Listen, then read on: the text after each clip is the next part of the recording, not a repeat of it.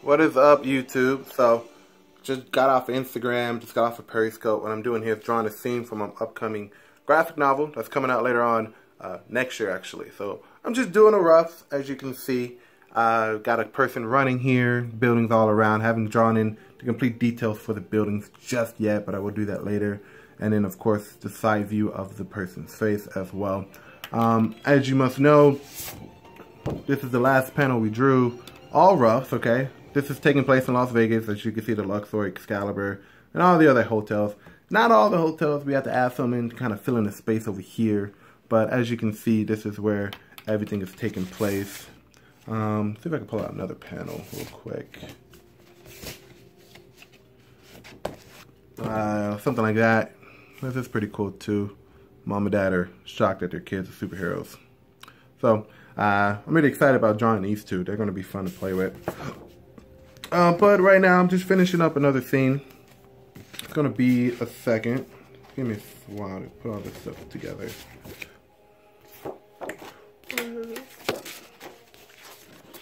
Alright.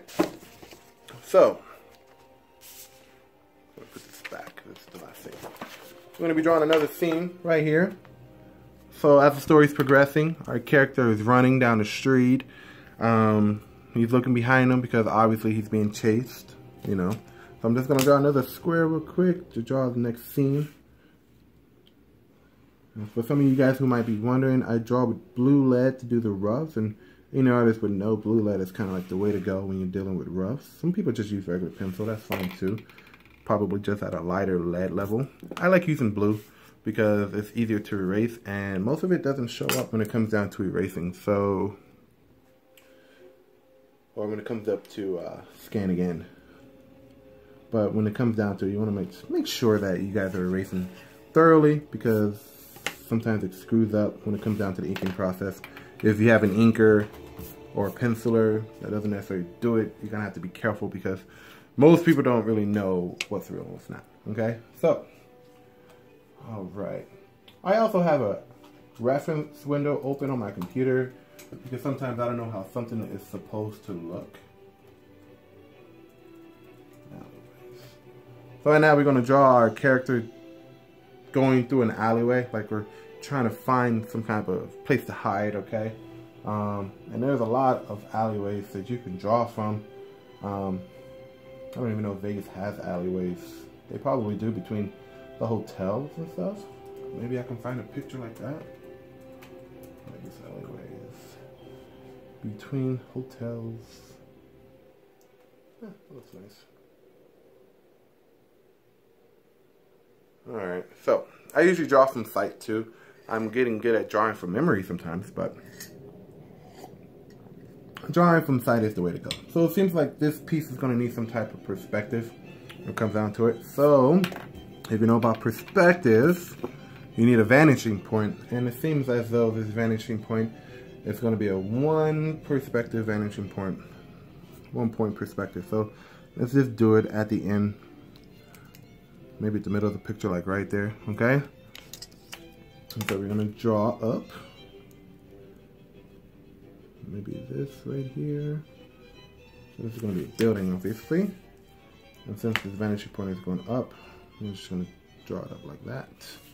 As you can see, that's the side of the building. Okay. And then we also have, probably a little bit too big, draw it down a little bit. See why I use blue lead? It's easier to erase.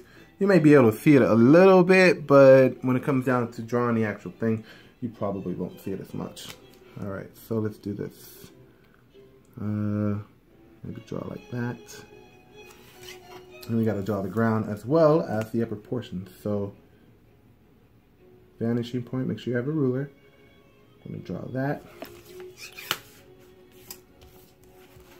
I'm going to draw the other end of it. Like this. That way there's some distinction between the road and the actual building itself. Alright, seems like there's another building behind this.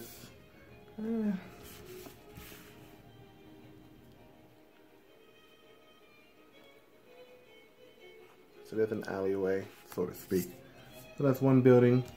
You want to draw the line to kind of make it seem as though it is a building and not just a big ass wall or something like that.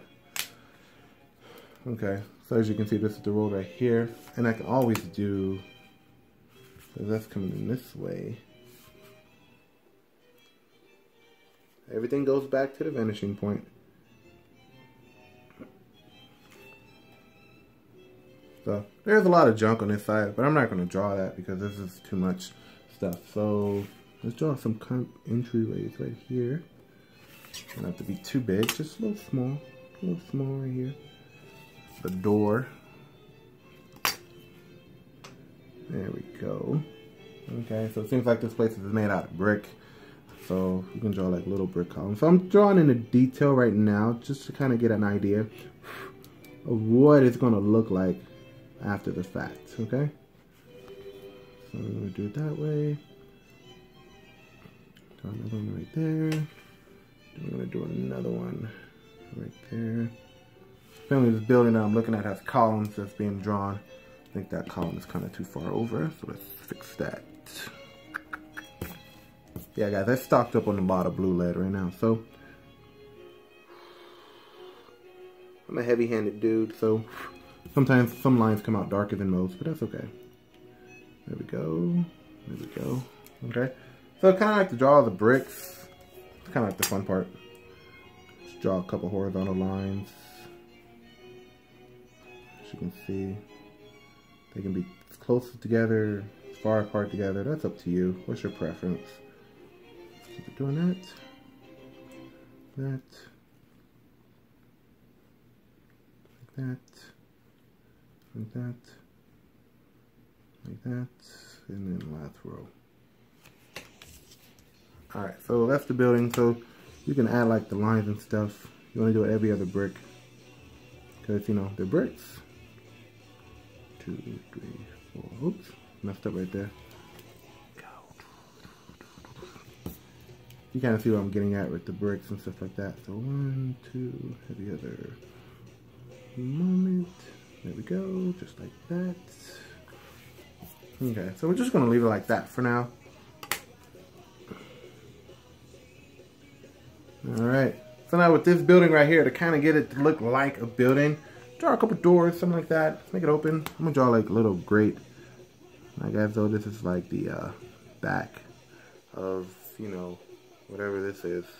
It's an alleyway. If you've ever been to Vegas, they got these little gates against their doors and stuff like that, preventing people from coming in. You can draw them as far apart as you want. So right here, you want to draw some doors. So let's draw some doors. So remember, when you're dealing with perspective, all the angle lines have to go back to the vanishing point. It doesn't matter where it is, they all have to go back to the vanishing point. So the vanishing point is right here.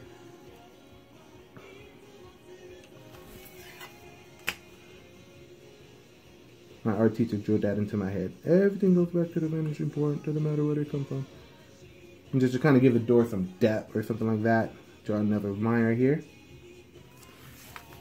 Let me shade that in. Kind of look like the inner part of the door frame, as you can see.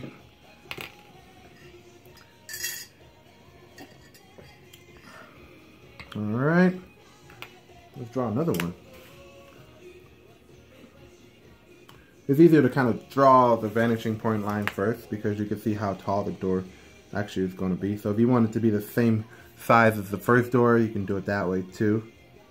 It's actually better if you do that because the doors are proportionate to each other. And then you just make the lines meet.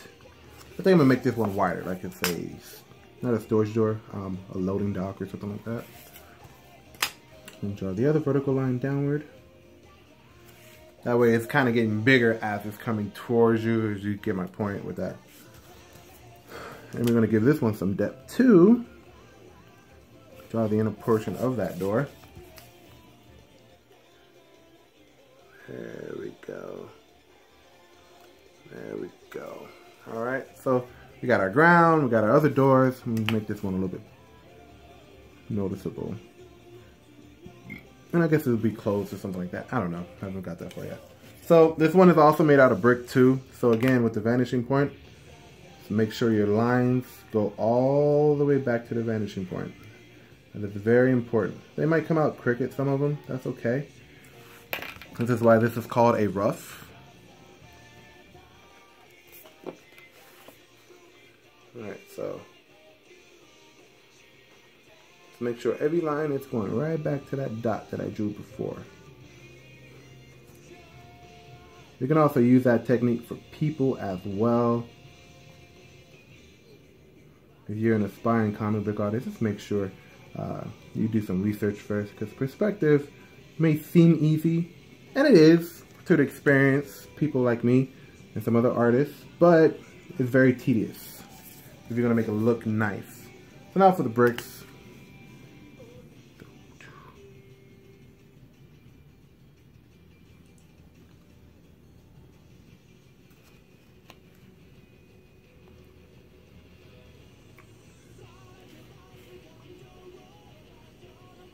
Then we draw the in-between portions of these bricks.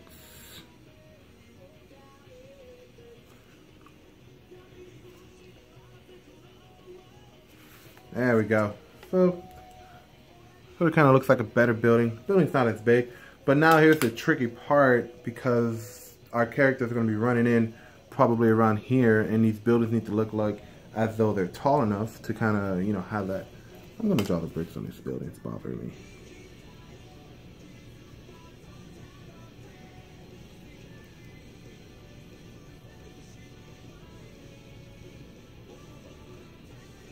And I draw the in-betweens. In-betweens. And give it that look. That, you know, hey, this building's made out of brick. That's pretty much everything these days is made out of brick, so why not? In-betweens, in-betweens. Draw the in-betweens over here. Again, this isn't probably going to be set in stone. Stone. Get it? Brick, stone. Alright, so that way you can see it's a brick wall, alleyway. I might draw some trash cans later on or something like that. But now we got our character running in from this alleyway, and nobody is as tall as this building right here, okay? They have to be relatively proportionate to the size of the building. Now you can do this one of two ways. You can do it in retrospect to the vanishing point, but since it's only a 1 point per perspective, it's kind of difficult. You might just have to eyeball it. Right, that's the best I can do at this point. So let me just see really quick. I'm looking at it and trying to see how I can do this and make everything look like it's cool. There we go. And because this is, you know, relatively small, you don't have to add a lot of detail when it comes down to drawing a character. It's very simple, easy. You can just draw like a little mesh, maybe like a shadow of him running in. And I think that's what I'm going to do, because that seems a little bit easier as opposed to drawing a full body with all that detail and stuff like that. Mostly to kind of just convey everything. A nice little motion shadow of the person running is enough to convey what you're trying to say to the audience. Make sure your angle's okay. So he's going to be about maybe this tall, because, you know, tall about the door. So he's going to be about maybe, let's do this.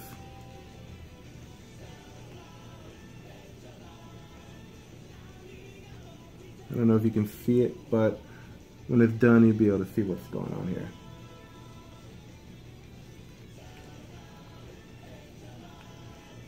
So we'll just draw the head right there. His arms. Everything doesn't have to be like, you know, exact, which is pretty cool. Oh, the leg's too big. Should probably get like thinner lead or something, but let's see if I can zoom in on this thing so you guys can see. There we go. Alright, so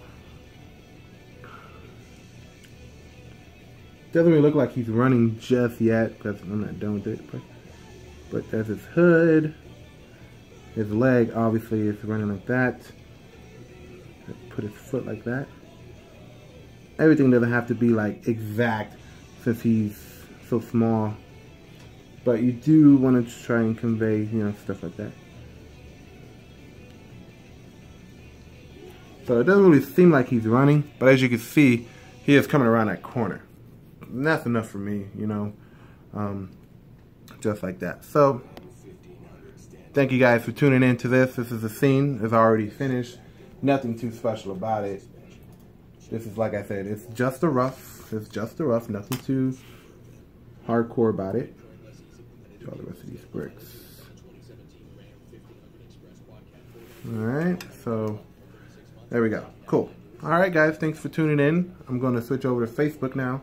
Yay, Facebook. Everyone has Facebook. Talk to you soon. Bye.